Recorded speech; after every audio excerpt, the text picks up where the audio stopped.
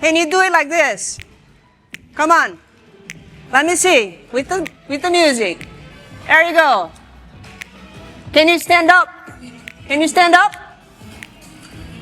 Come on. Let's stand up. All right. Continue. Can we be grateful for being in New Orleans? Woo! Can you be grateful for everything you learned here these 3 days?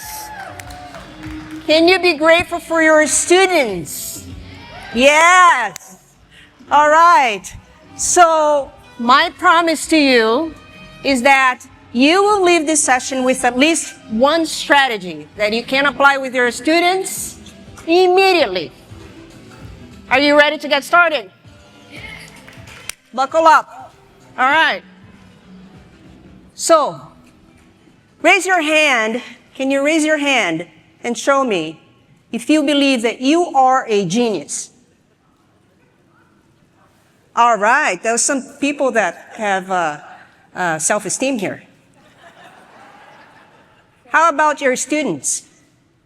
Raise your hand if you believe your students are geniuses. All right. So, ladies and gentlemen, from the genius himself, everyone is a genius. So, Carl Sagan once said that children have this innate curiosity that is little by little killed during school years. In kindergarten, they ask deep questions. What is a dream? Why do we have toes? Why is the moon round? What's the birthday of the world? And yet, between 1st and 12th grade, that curiosity and self-direction are gone. Children, curiosity and exploration are an unconditional stimulus for children. And learning is an unconditioned response. Their mindset of possibilities are wired to explore and to make sure that they are creative geniuses. So their brain is wired to reward them for their curiosity and exploration. So Dr. George Land demonstrated that in his 1968 longitudinal study in which he explored divergent thinking. So he created a very simple test that would say, give a use for one object.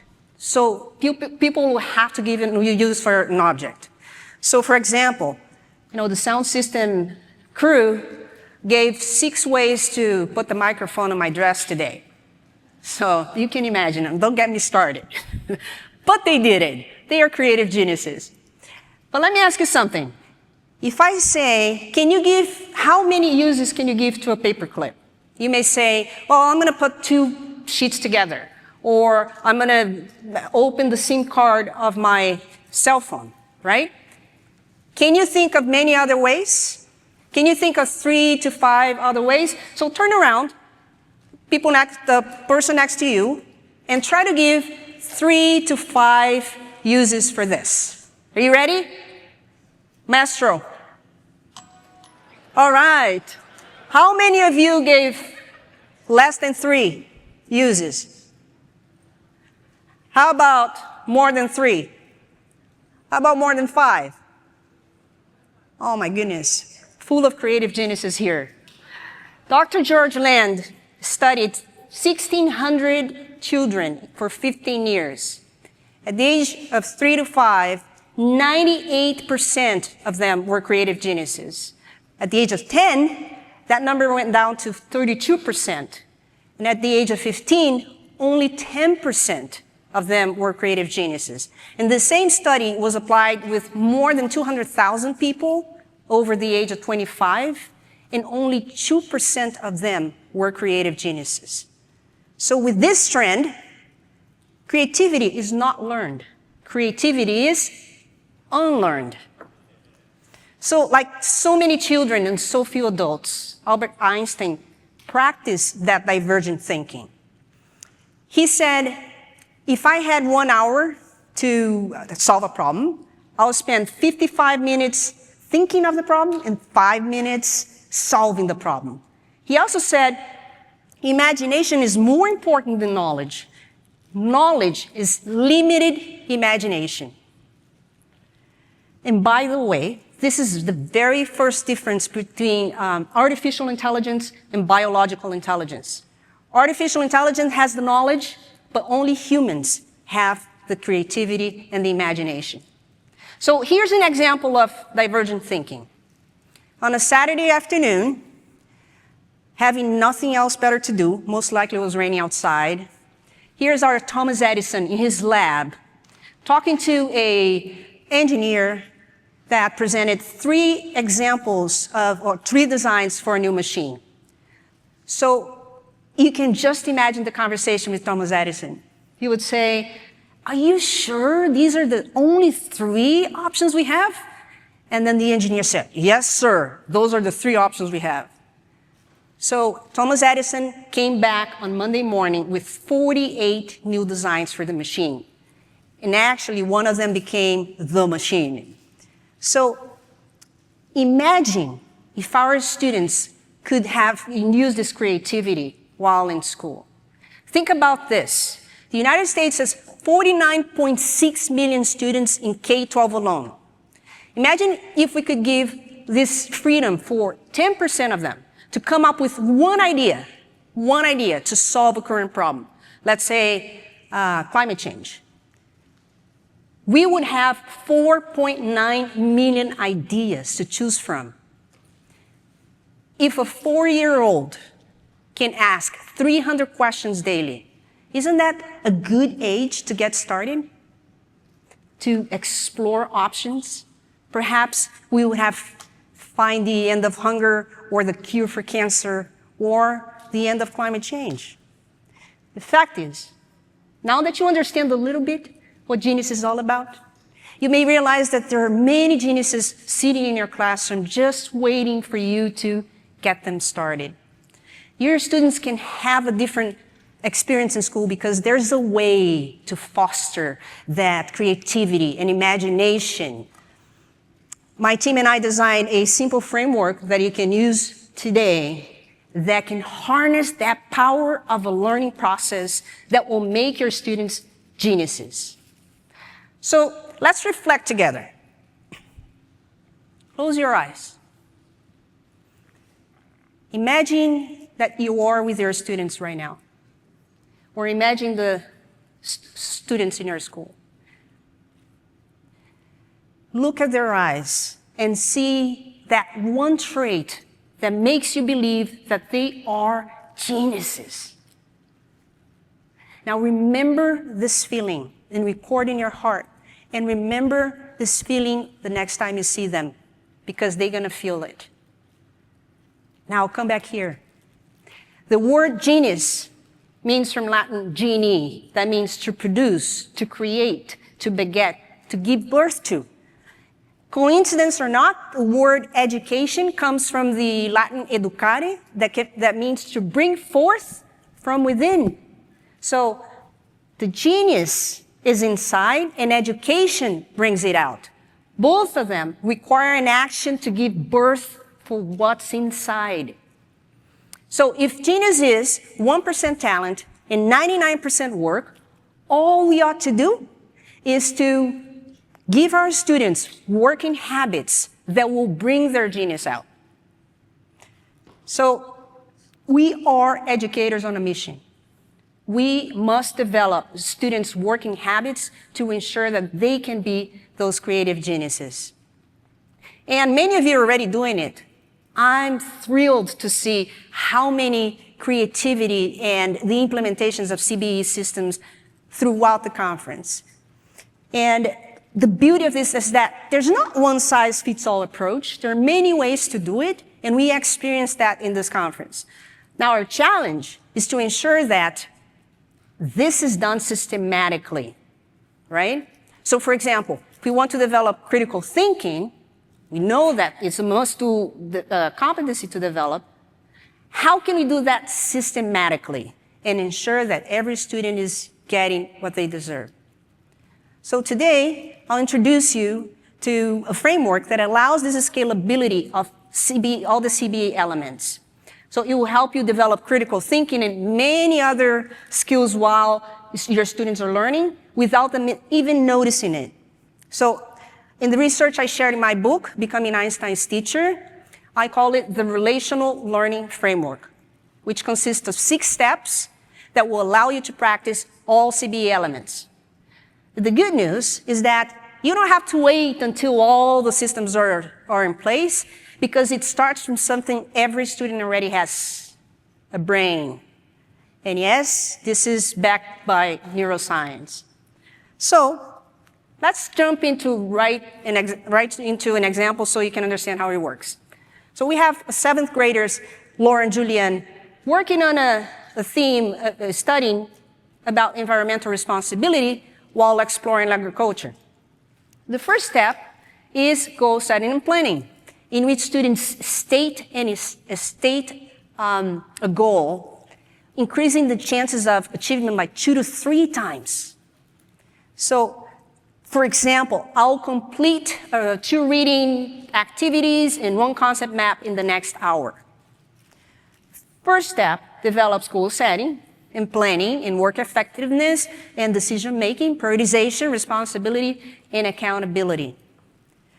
So goal setting and planning is the core of student agency, because it helps students divide the work into little chunks. Isn't this that we learn the best way to execute things? But Erika, how can I do this with my students if they never planned this before, if they never done it before? Well, let me give you 2 examples. I was babysitting my 6-year-old nephew, Watson, and he was very frustrated every day because we will never complete everything that he wanted to do. So one day we decided to list everything, but in paper. And the next thing he did was to put a time to each of those activities. And then the next thing he did was to prioritize what we would do first, according to his preferences. So when his mom called, he said, "Mom, I cannot go home yet because I have 2 more things on my list to do with my auntie." So when students do their own planning, they are committed to execute and to do so and to complete it. On another occasion, I was visiting one of the schools we work with, and I saw 2 students working together, Anna and Nicholas. Then I asked them, "What are you guys doing?" And then Anna said, "Well, I'm helping Nicholas with math." And I said, "Why are you doing that?" "Oh, because I'm advanced and he's late, so he asked for my help and I'm helping him." "Ah, Nicholas, why are you late in math?" "Well, because I decided to play and I didn't do my math." "Okay, and what are you going to do differently next time?" And he said, "Next time I'm going to separate my time to play and time to do math." Now notice that Nicholas never said, "I don't like math, I'm not good at it." What he did was that he knew that it was a matter of planning his time better to make things happen. So in this school, they know, those students, that they can do whatever they set their mindsets to do. It's what Carl Dweck calls the growth mindset. Having control of their learning allows students to have that commitment to mastery. And in this journey to get better and better at something, students learn a lot of skills. They develop a lot of skills, including resilience.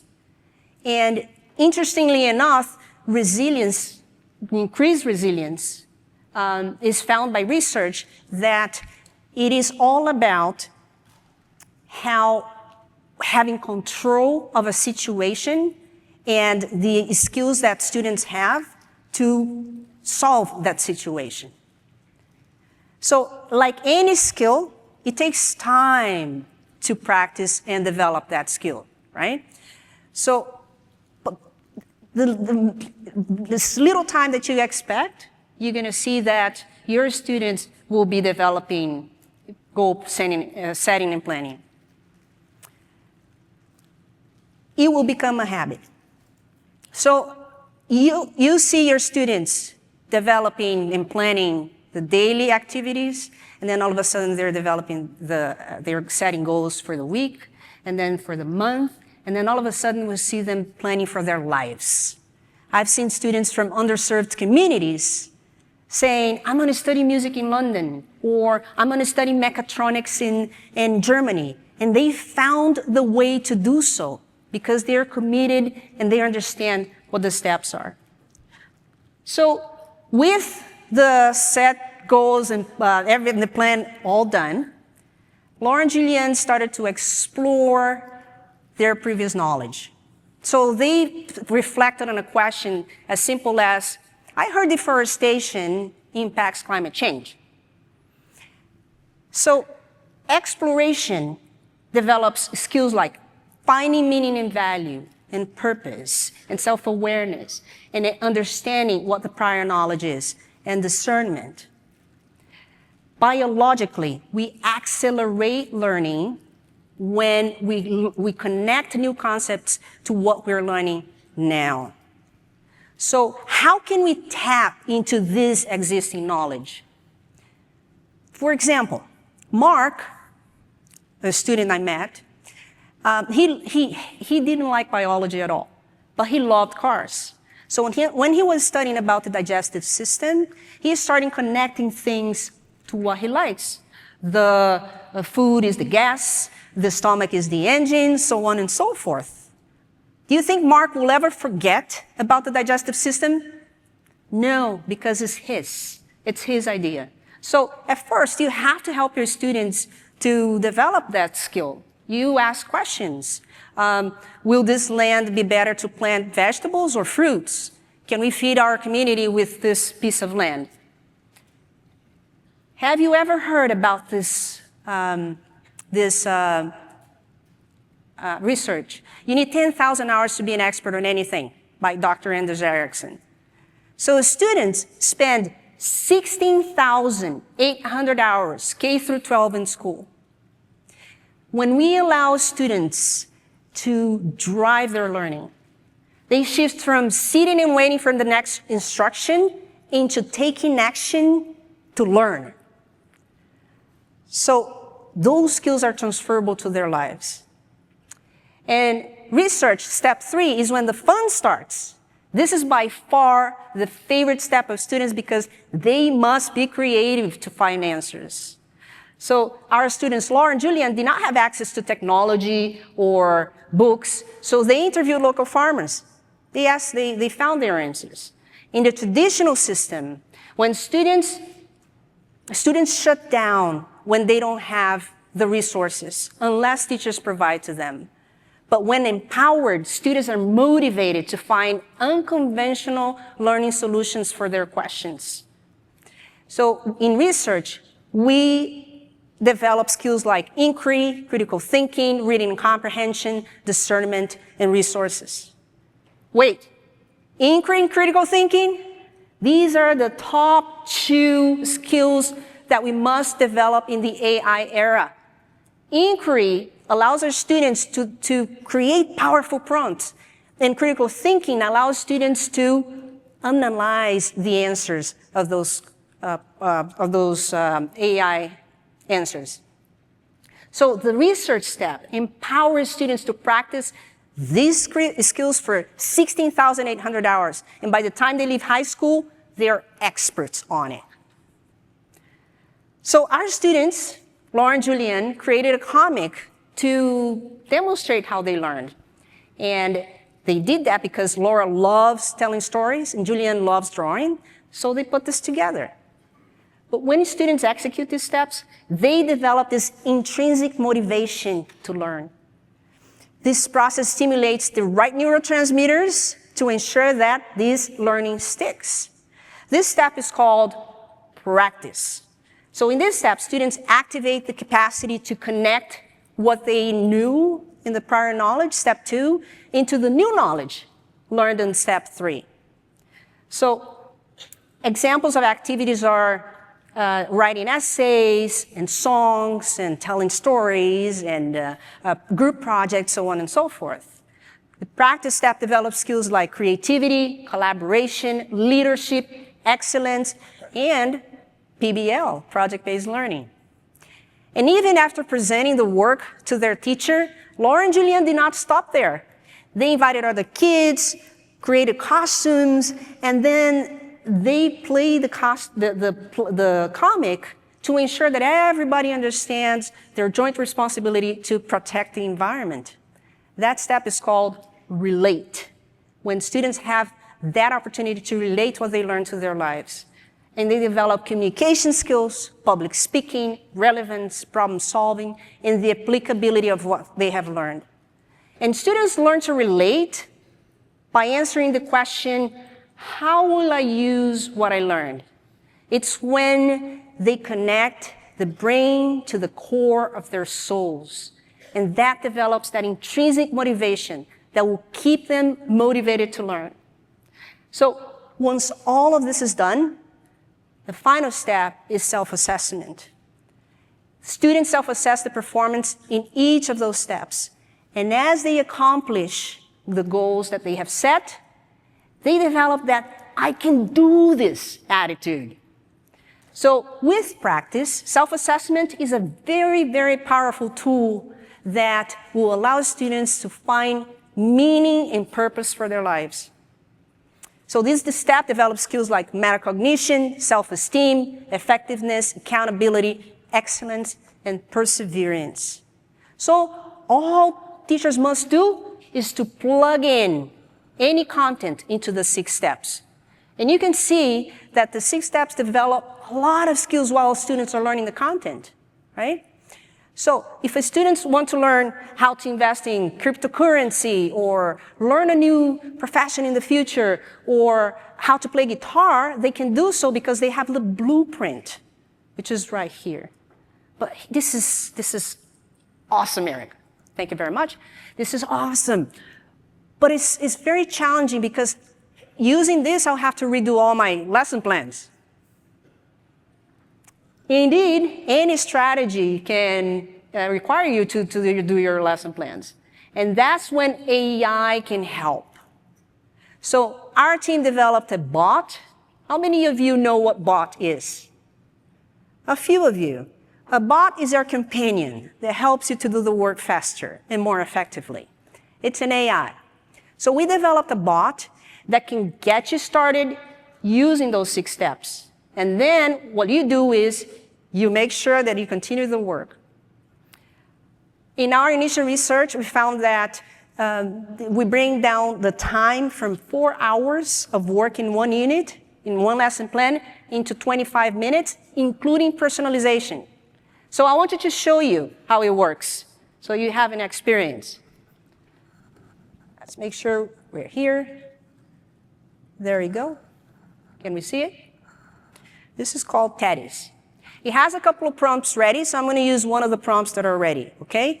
But you can ask this bot to design any lesson plan. For instance, let's design a science plan for 5th graders. So I click here, and then the bot will start developing the activities for each of those steps while, let's make sure that I have connection, internet connection. Yes, it's connected. Usually doesn't think that much. It's a lot faster. But there we go. So here it is. In a couple of seconds, even if it took a little while, here it is. In a couple of seconds, we have all the activities going in each of those steps, in which you can take it over, download to your computer, work a little more, add some additional resources, or exclude some activities you didn't like, and voila, you have your unit all ready to work with your students. Now, let's say that I have a student that is very into Barbies, right? So we can say something like, it's a 5th grader, come on. Redesign this unit for a student that loves Barbies. Barbies. There you go. And there you go. All the activities will relate to Barbies. Do you think that student that loves Barbies will be interested in this unit? Yes, no, maybe? Absolutely. Absolutely, because now you have activities that involve exactly what students love doing. So here we go. You have all the steps all the way to the end into self-assessment. How many of you think this is great? Huh? You want to try to use AI now? Yeah, AI helps, right? All right, let's go back here. So now, one may think that all of these develop only cognitive skills, but the continuous self-assessment and self-improvement develop also social-emotional skills. When students are in the driver's seat, they learn to take control of the outcomes. So a Columbia University study showed that the need for control is a biological imperative. When people believe that they are in control, they work harder, they're more resilient, and they push themselves more. We were running a couple of webinars during the pandemic with students so they could share what it is about, self-directed learning.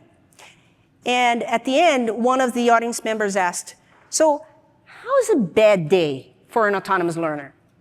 And one student answered, look, I have the same feelings that other kids have, this anxiety and depression, but I know how to recognize it and bring it back and focus on what really matters.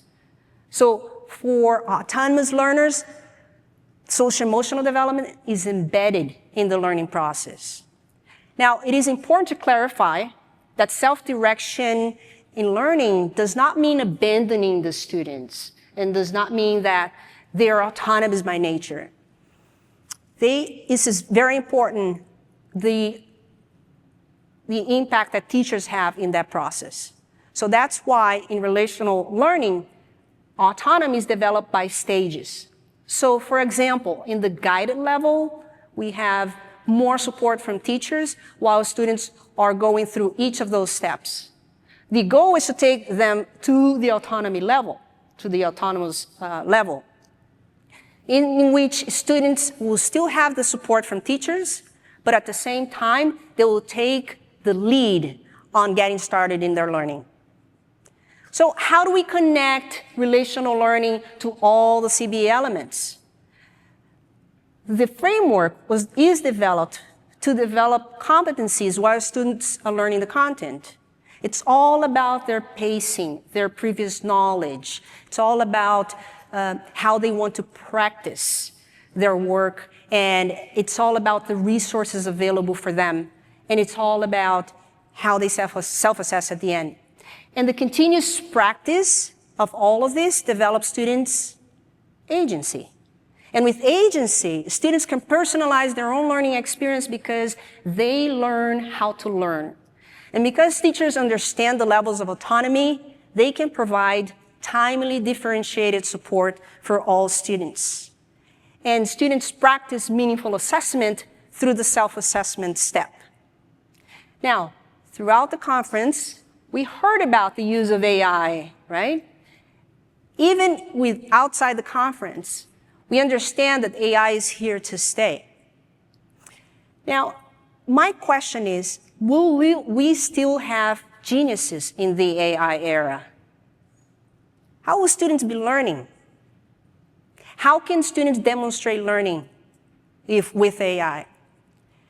Generative AI is taking over, is summarizing books, is creating essays, is doing all the work for us. How can we ensure that students can demonstrate their learning? And the short answer is competencies are even more important now than ever before. And recent research showed that we have to focus on 3 levels of intelligences right now. The first one is, of course, IQ, in which you still have to develop this math and literacy. We need to continue with that. And EQ, of course, because it's when students develop those interpersonal skills and mental well-being.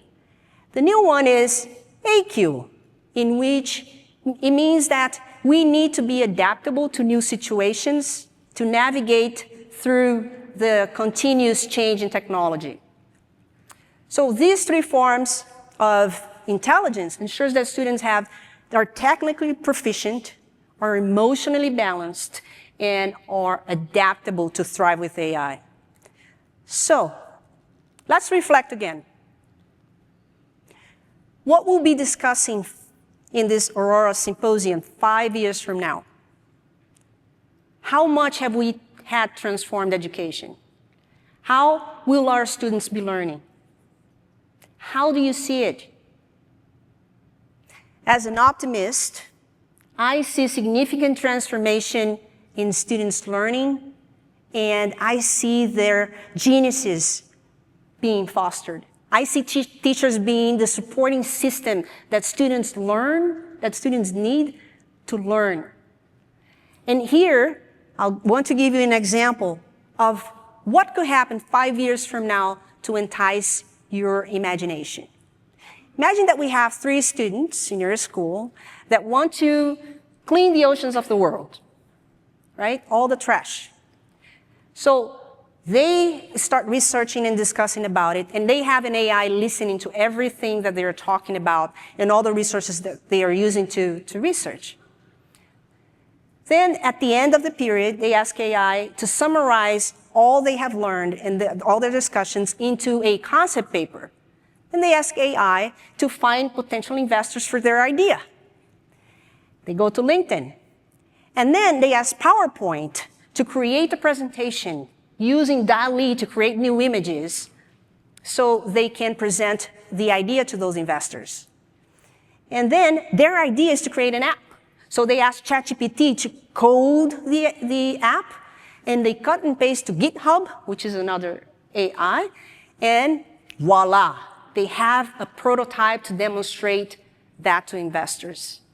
Those students are not environmental cleaning experts. They don't know investors. They're not coders, never developed a presentation, but they know how to ask questions. They know how to interact with AI. Now, in this scenario, if this is true, and I say if is because it's up to us to get there, we would see the world's problems being solved a lot faster than they are being solved today.